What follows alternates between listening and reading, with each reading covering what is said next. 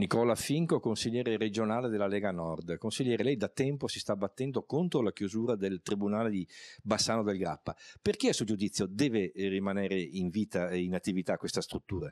Perché parliamo di un tribunale che serve 200.000 abitanti, 20.000 imprese, una delle zone più produttive del Veneto e del paese, e quindi ritengo il Tribunale di Bassano, anche per l'efficienza nei tempi, è uno dei tribunali migliori del Veneto e migliori d'Italia. Ma il Tribunale è stato anche recentemente restaurato.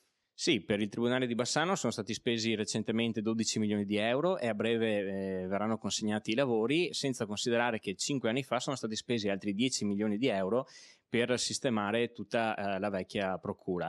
In totale 22 milioni di euro buttati, io l'ho voluto evidenziare con l'immagine di un bidone, buttati all'interno di un bidone, perché questo non è spending review, questo vuol dire tagliare degli enti che funzionano a danno di un territorio fortemente produttivo.